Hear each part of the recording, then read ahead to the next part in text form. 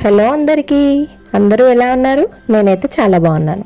So last వీడియోలో చెప్పా కదా కాళేశ్వరం వెళ్తున్నామని. అటే స్టార్ట్ అయిపోయాం. మా ఇంటి నుండి కాళేశ్వరం వెళ్ళే రూట్లో గట్టమ్మ తల్లి టెంపుల్ ఉంటుంది. సో అక్కడ దర్శనం కోసం ఆగాము. మేము వెహికల్ దిగగానే ద బెస్ట్ వ్యూ కనిపించింది, సన్ రైజ్. అసలు చూస్తుంటేనే ఎంత బాగా అనిపించిందో. మీలో ఎంతమందికి సన్ రైజ్ అంటే ఇష్టం కింద కామెంట్ చేయండి. అసలు కాళేశ్వరంకి స్టార్ట్ అయ్యేదాకా కూడా మాకు చాలా డౌట్ ఉండే, వెళ్తామా వెళ్ళమా అని. ఎర్లీ మార్నింగ్ లేవడంతోనే వర్షం పడింది, కానీ బై ద గాడ్స్ గ్రేస్ కాసేపట్లోనే తగ్గింది. ఇక బయలుదేరిపోయాం. కాళేశ్వరం ట్రిప్ అంతా ఒక అడ్వెంచరస్గా జరిగింది. ఏం జరిగిందో నేను లాస్ట్లో చెప్తాను, స్కిప్ చేయకుండా చూడండి. ఇక గట్టమ్మ తల్లిని దర్శనం చేసుకుని అక్కడ కొబ్బరికాయ కొట్టి స్టార్ట్ అయిపోయాం. అసలు మేము వెళ్ళే రూట్ అంతా కంప్లీట్ ఫారెస్ట్ ఏరియా. మేము ఇక్కడ ఫస్ట్ చేసిన మిస్టేక్ ఏంటంటే సాటర్డే వెళ్ళడం. సాటర్డే అవ్వడం వల్ల చాలా మంది వచ్చారు. అసలు ఈ బోర్డు చూడగానే రీచ్ అయిపోయాం అనుకున్నాం, కానీ లోపలికి ఇంకా 15 కిలోమీటర్స్ వెళ్ళాలి. అసలు వెహికల్స్ అయితే కొంచెం కూడా గ్యాప్ ఇవ్వట్లేదు. చూడండి ఎలా వస్తున్నాయో. వెళ్ళే రూట్లో మినిమం ఒక 2 అవర్స్ ట్రాఫిక్ జామ్లో ఇరుక్కున్నాం మేము. 10 కిలోమీటర్స్ ట్రాఫిక్ జామ్ అయిపోయింది. పార్కింగ్ ఏరియా నుంచి పుష్కర్ ఘట్కి ఫ్రీ బస్సెస్ పెట్టారు, అవి కూడా ట్రాఫిక్ వల్ల ఇరుక్కుపోయాయి. ఇక తప్పక 1.5 కిలోమీటర్స్ నడవాల్సి వచ్చింది. ఇక్కడ ఈ ఎడ్ల బండిని చూస్తే చాలా క్యూట్ గా అనిపించింది. నడవలేని వారు అవి ఎక్కి వెళ్ళిపోయారు. కానీ అక్కడ మెయింటెనెన్స్ మాత్రం నాకు కొంచెం నచ్చలేదు. మెయిన్గా లేడీస్ కోసం washroom facility or water facility ఏవీ లేవు అక్కడ. బట్ స్టేయింగ్ కోసం ఏసీ రూమ్స్ అయితే ఉన్నాయి. 1 డేకి 10,000 ఛార్జ్ చేస్తున్నారట. నాకైతే కొంచెం ఓవర్ అనిపించింది. ఈ బెలూన్ చూడగానే నాకు డీ మూవీ గుర్తుకొచ్చింది. అసలు ఆ జనం చూడండి, నాకైతే పిచ్చి లేసింది అసలు. పైగా ఎండ కూడా ఫుల్ కొట్టింది. మాకెంత అలిస్తైందో మా ఫేస్లు చూస్తేనే మీకు అర్థమైపోతాయి. మేము ఇంటి నుంచే ఫుడ్ ప్రిపేర్ చేసుకుని వచ్చాం. వచ్చేటప్పుడు చపాతి తిని స్టార్ట్ అయినాం కాబట్టి సరిపోయింది, లేదంటే అక్కడే కళ్ళు తిరిగి పడిపోయేటోళ్ళం అందరం. ఇక మేము పుష్కర స్నానం కోసం వాటర్లోకి దిగాము. అసలు పుష్కరాలు అంటేనే అందరి దేవతలు ఆ నదిలో కొలువై ఉంటారట. సో ఇక అక్కడ నీళ్లు ఎలా ఉన్నాయి అనేది పట్టించుకోవద్దు. అసలు ఇంకో సైడ్ వాటర్ కొంచెం నీట్గా ఉండే, బట్ అంత దూరం కొంచెం నడిచే ఓపిక లేక ఇక్కడే స్నానాలు చేసేసాం. మా హస్బెండ్కి కొంచెం ఓసిడి ఎక్కువ. ఆ వాటర్ చూడగానే అసలు ఎలా అనుకున్నాడు, బట్ ఇక వచ్చిందే దానికోసం కాబట్టి అవన్నీ పట్టించుకోకుండా స్నానం చేసేసాడు. నదిలో కాయిన్స్ వేసినా కూడా సెకండ్స్లోనే మ్యాగ్నెట్స్ పెట్టి తీసేస్తున్నారు. అసలు అమ్మో ఏంటిది అనిపించింది. ఇక ఇక్కడ ఇద్దరు కలిసి మునగండి అని మా అత్తయ్య ఫోన్ తీసేసుకొని నన్ను పంపించారు. ఇంకొంచెం లోపలికి వెళ్దాం అనుకున్నాం, కానీ ఎంత దూరం వెళ్ళినా నీళ్ళు అలానే ఉన్నాయి. సో ఇక ఇక్కడే స్నానం చేసేసాం. ఇక పుష్కర స్నానం అంటే మొత్తం ఫుల్ బాడీ తడవాలి కాబట్టి నా హెయిర్ తడవలేదని మా హస్బెండ్ నా మీద నీళ్ళు పోస్తున్నారు మొత్తం. ఇక మాదైపోయాక మా అత్తయ్య కూడా స్నానం చేసేసారు. ఇక అక్కడ నదికి చీర పెట్టి నేను మా అత్తయ్య కలిసి ఒడిబియ్యం పోసాము. మేము ఒడిబియ్యం కూడా ఇంట్లోనే ప్రిపేర్ చేసుకొని వెళ్ళాం. సో ఇక ఆ చీర మీద ఒక బ్లౌజ్ పీస్ వేసి అందులో పసుపు కుంకుమ అక్షంతలు వేసాం.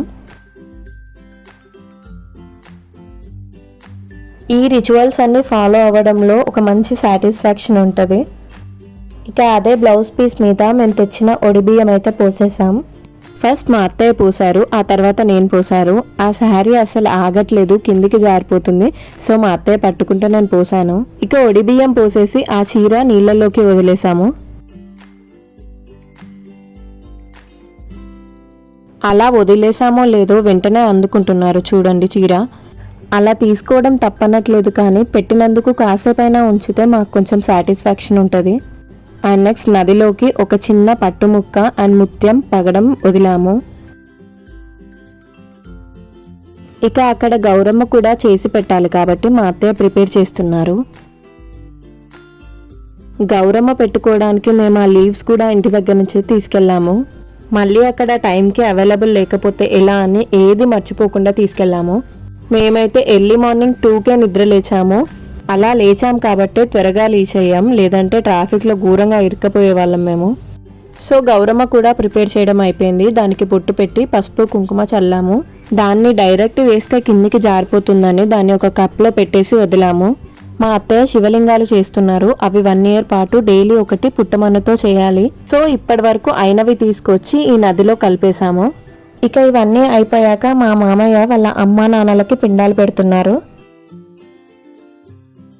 అక్షయ పిండ ప్రధాన పితృదేవత పరోభవ భూలోక ఓర్లోక జనర్లోక అతల వితల పాతాల రసాతల మహాతల ఏ లోకంలో ఉన్న తల్లిదండ్రులకి వైకుంఠ ప్రాప్తి కొరకు కొడుకుగా గోదావరి రామహితి సరస్వతి త్రివేణి పుష్కర అనేకాలే కొడుకుగా పిండ ప్రదానం చేస్తున్నాను. ఇటువంటి తప్పులున్న తల్లిదండ్రులకి వైకుంఠ ప్రాప్తి కలిగి ఆత్మశాంతి కలిగించు. నారాయణ నారాయణ నారాయణ. ఇక అక్కడ పిండాలు పెట్టడం అయిపోయాక మేము డ్రెస్ చేంజ్ కోసం వెళ్ళాము. ఇక చేంజ్ చేసుకున్నాక మళ్ళీ నది దగ్గరికి వచ్చి అక్కడున్న ఇసుకతో శివలింగం తయారు చేశాము. తయారు చేసుకున్న శివలింగంకి పసుపు కుంకుమ పూలు పెట్టేసి పుష్కరవత్తి వెలిగించుకున్నాము.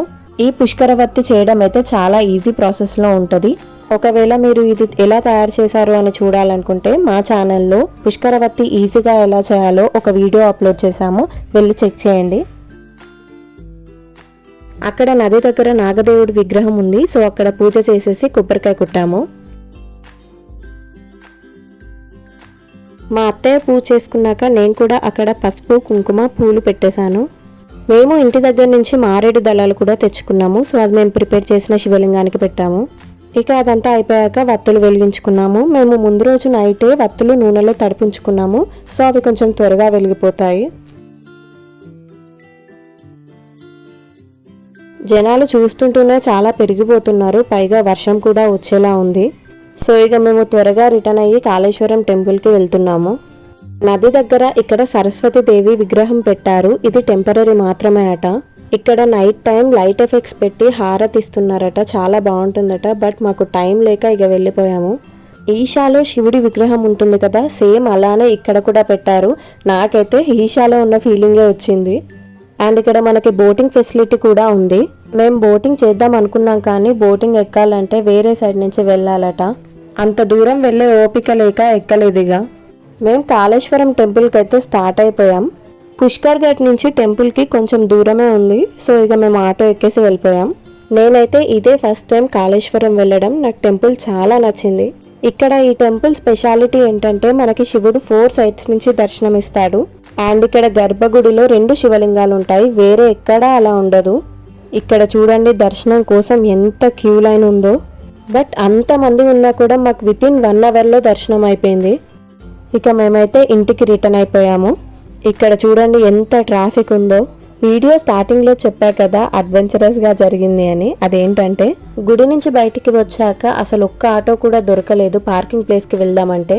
పార్కింగ్ ప్లేస్ దగ్గర మా డ్రైవర్ మా కోసం వెయిట్ చేస్తున్నారు. ఇక ఫైనల్గా మాకైతే ఒక ఆటో దొరికింది. మేము పార్కింగ్ ప్లేస్ దగ్గరికి వెళ్ళాలంటే ఎక్కించుకున్నాడు. ఓకే అన్నాడు. మేము కూడా ఎక్కేసాము. ఆటో ఎక్కి కూర్చున్నాక ఏ పార్కింగ్ ప్లేస్ అని అడిగారు. యాక్చువల్గా పార్కింగ్ ప్లేసెస్ 3 ఉన్నాయట. మాకేమో పార్కింగ్ ప్లేస్ ఒకటే ఉందని తెలుసు. మేము ఇక్కడ చేసిన పెద్ద మిస్టేక్ ఏంటిదంటే మేము పార్క్ చేసిన ఏరియా పేరు కూడా కనీసం తెలుసుకోకపోవడం. ఆటో డ్రైవర్ మాకు 3 పార్కింగ్ ప్లేసెస్ చెప్పాడు. అందులో మహదేవ్పూర్ ఒకటి. మేము వచ్చే దారిలో మహదేవ్పూర్ అనే ఊరు తగిలింది కాబట్టి మేము అదే అనుకున్నాము. సో ఇక మేము మా పార్కింగ్ ప్లేస్కి వెళ్దాం అనుకుంటే రోడ్డు కంప్లీట్గా 6 కిలోమీటర్స్ బ్లాక్ అయిపోయింది. సో అప్పుడు మేము ఎక్కిన ఆటో డ్రైవర్ మాకు ఒక సజెషన్ ఇచ్చాడు, మహదేవ్పూర్లో దిగండి అని. మహదేవ్పూర్ అంటే దగ్గరేమో అని మేము అనుకున్నాం. తీరా చూస్తే మేమున్న దగ్గర నుంచి 15 కిలోమీటర్స్ లాంగ్ డిస్టెన్స్లో ఉంది. అసలు మేము వెళ్లే దారిలో కంప్లీట్ సిగ్నల్ ఆఫ్ అయిపోయింది. అది అడవి దారవ్వడం వల్ల ఒక్కరి ఫోన్ కూడా కలవలేదు. మా వెహికల్ డ్రైవర్ ఏమో పుష్కర్ ఘాట్లోనే ఉన్నాడు. మేము అతన్ని దాటేసి 10 కిలోమీటర్స్ వచ్చేసాము. మేము దాటేసి వచ్చామని చెప్దామంటే అతని ఫోన్ అస్సలు కలవట్లేదు. ఆఫ్టర్ 10 కిలోమీటర్స్ తర్వాత ఫోన్ కలిసింది. సో ఇక మహదేవ్పూర్కి రమ్మని చెప్పాం. మేము ఎక్కిన ఆటో డ్రైవర్ ఏమో మీ వెహికల్ డ్రైవర్ ఇప్పట్లో రాడు, నైట్ ఏ టైం అవుతుందో చాలా ట్రాఫిక్ అని ఉందని భయపెట్టేశాడు. మేము ఇక చేసేది ఏం లేక మహదేవ్పూర్ బస్టాండ్లో దిగి అక్కడ వెయిట్ చేశాము. మా వెహికల్ డ్రైవర్కి కాల్ చేస్తేనేమో సిగ్నల్ లేక అసలు కలవట్లేదు. బట్ మేము ఎక్స్పెక్ట్ చేయకుండా 1.5 అవర్లో మా దగ్గరకు వచ్చేసాడు. అసలు చాలా టెన్షన్ పోయినట్టయింది. ఇక అతను రాగానే మేము తెచ్చుకున్న ఫుడ్ తినేసి ఇంటికైతే బయలుదేరిపోయాము. అందరం ఫుల్గా అలసిపోయాం. ఒక్కరికి కూడా కొంచెం కూడా ఓపిక లేదు.